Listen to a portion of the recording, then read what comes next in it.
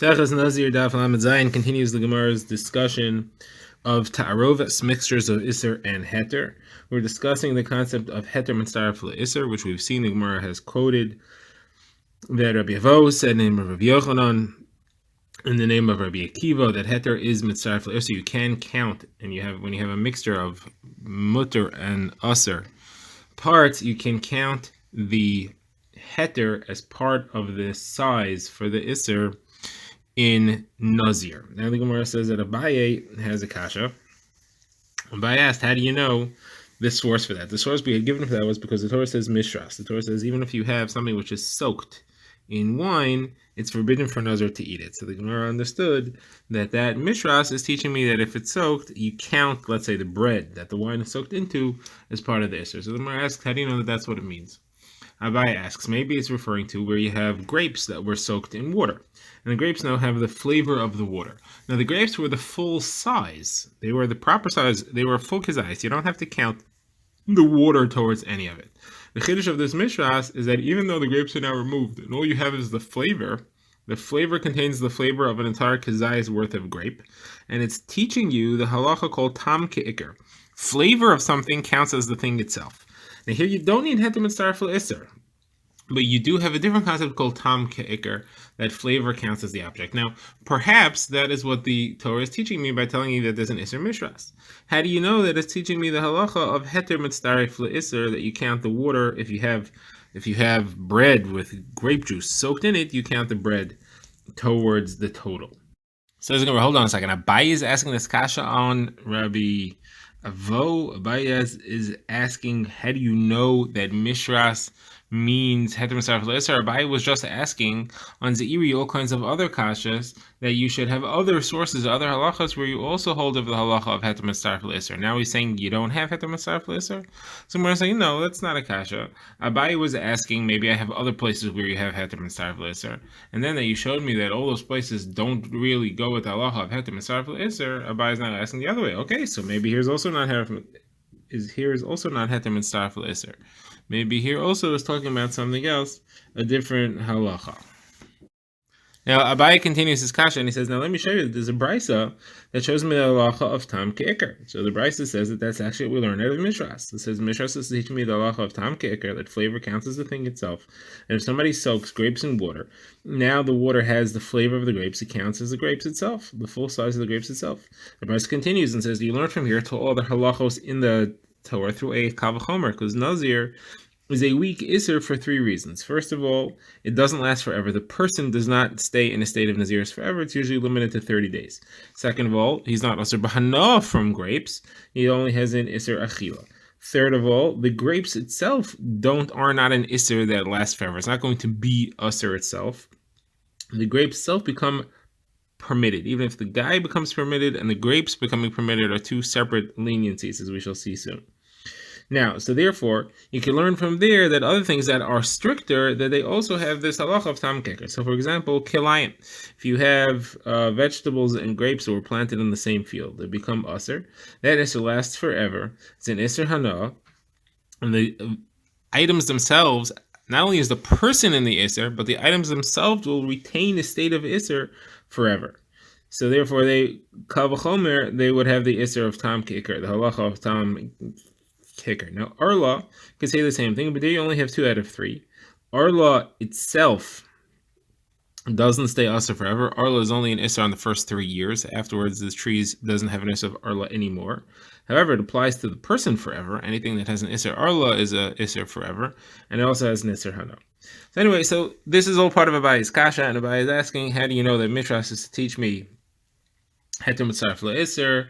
The Pasha says it should be teaching me tam ke'ikr, like this brisa says explicitly. So the Gemara answers that brisa is the Rabbanon, and we're talking Rabbi Akiva here. Rabbi Avo said his halacha in Rabbi Akiva. Rabbi Akiva holds that it teaches me heter mitzaref l'isser. The Rabbanon holds me that it teaches tam ke'ikr. So the Gemara asks, where do you see that Rabbi Akiva teaches a different halacha than this brisa? Where do you see that Rabbi Akiva learns mishras is to teach me heter mitzaref l'isser? So the Gemara first says, well, maybe it's our Mishnah. Our Mishnah, Rabbi Akiva clearly said that if you have wine that's soaked into bread and you eat it, you violate the isser if you are a nazir.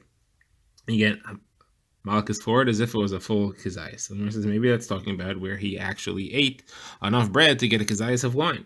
And if you ask what's a chiddush there, because he ate a kazayas of wine, why would I think otherwise? Gemara says he would think otherwise because the Tanakama says you have to drink the wine straight, can't have it be soaked up. So there is a chiddush there. So the Gemara says, okay, so that's not Rabbi Akiva. They says it. There's a different source. There's a brisa that quotes Rabbi Akiva.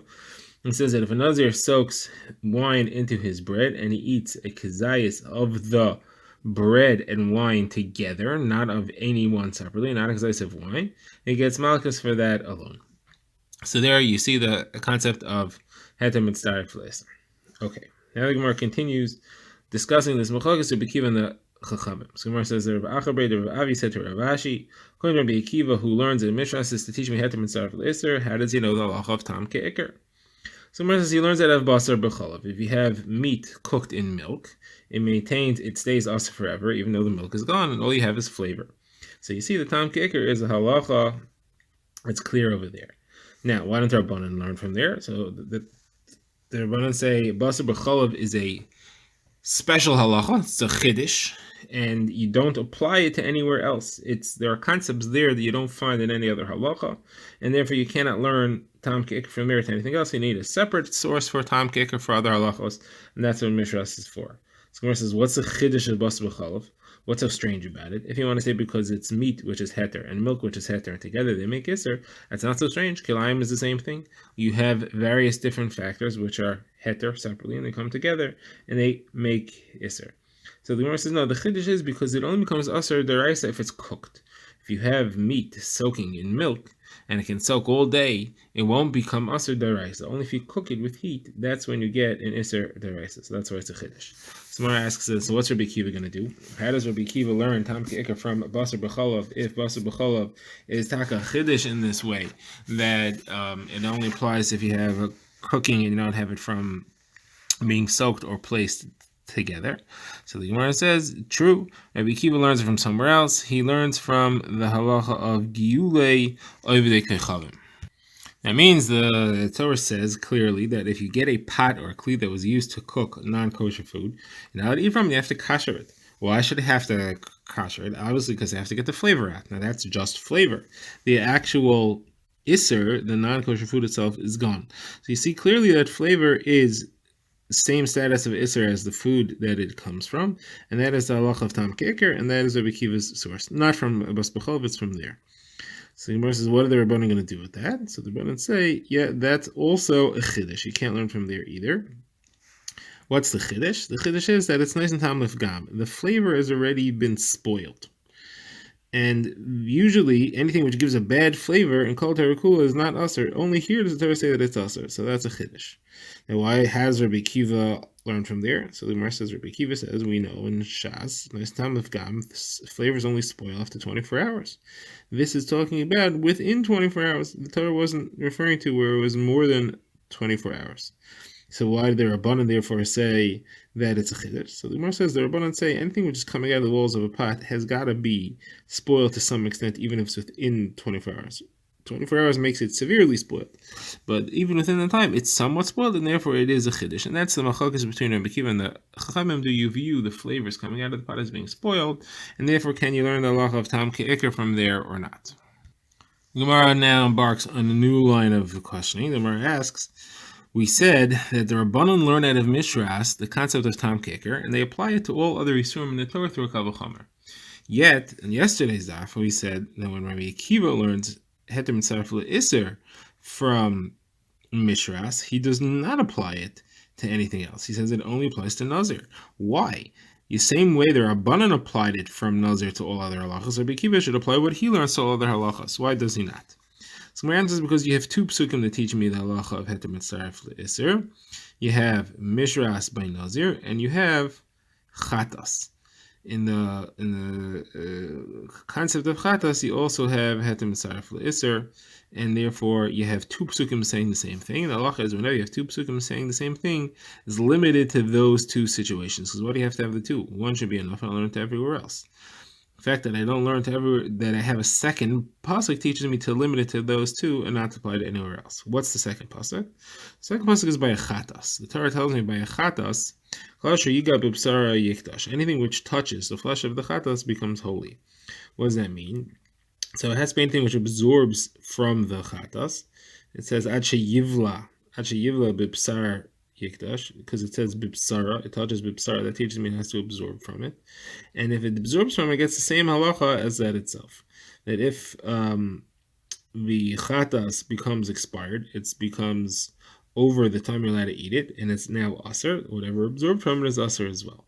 And if it's not expired yet, you have to keep the strict halachas of karm chatas. Like if you have chatas absorbed into shlamim, you have to keep hilchos chatas on the shlamim. Shlamim can be eaten in Yerushalayim. Chatas can only be eaten inside the azar. So there you have the second source for the halacha of heter mitzaref l'isur. Asks the Gemara, how did the Rabbanan learn this pasuk of chatas? What do they need that for? So the Gemara first says, the Rabbanan say that that's not talking about heter mitzaref l'isur. That's talking about tam ke'ikr. Now, we already have a source for tam ke'ikr, mishras, according to the Rabbanan. So why do I need two sources? So the Rabbanan can't say it's to limit it, because the Rabbanan say that it applies everywhere. Tam ke'ikr applies by all isurim. So Gemara says the reason that you need it is because you couldn't learn one from the other. If I only had one, I wouldn't know the other. If it only said it by chatas, I wouldn't know it by nazir, because you don't learn chulin out of kachim. Chatas is kachim.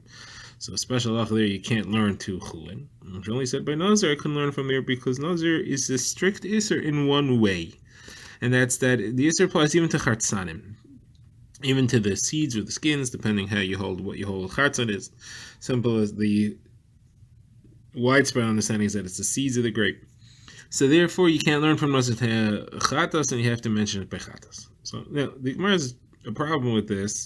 The Gemara says, what is Rabbi Akiva going to do with this? And in Rabbi Akiva, we'll see that there's a problem in this Rabbanan's explanation. The Gemara asks, according to Rabbi Akiva, how do you say that you have two psukim here that are saying the same thing? They're not extra because you need both, as the Rabbanan just explained. So the Gemara says, you're right. If you'd only said chatas, you couldn't learn nazir from chatas because you don't learn chulin from kachim. However, you could have just said nazir and you wouldn't have had to say chatas, because there's no problem of learning kachim from chulin. And don't tell me that nazir is strict and you can't learn from there to other yisurim. Kol tarakula we learn from nazir. The size of shishim, the shear of bittul b'shishim, is learned out of zraya b'shela, which is a carbon of a nazir, and it's a gemara in chulin. So we know extensively we learned from nazir to other halachas. You can't tell me nazir is different because it applies to the seeds. So the Gemara asks, well, that is a problem for the Rabbanon. How are they going to tell me they can't learn from nazir to anywhere else? So the Gemara therefore retracts its pshat. The Gemara says, you're right. The Rabbanon could learn from nazir to other things. You can ask me, why do I need nazir and chatas? One is for tam ke'ikr, and one is for heter mitzaref l'isur. And therefore, you know both halachas, and neither of them are extra. Now, Rabbi Akiva disagrees. Rabbi Akiva says both of them are teaching heter mitzaref l'isur. Tam ke'ikr is learned as out of Giyulei Akum, like we said. This is heter mitzaref l'isur, and therefore it's repeated twice. You don't need to have both of them. And so teach me you don't learn heter mitzaref l'isur to anywhere else, only by nazir and by chatas. The Gemara says, now hold on a second. We have a kasha. You're telling me heter mitzaref l'isur by nazir.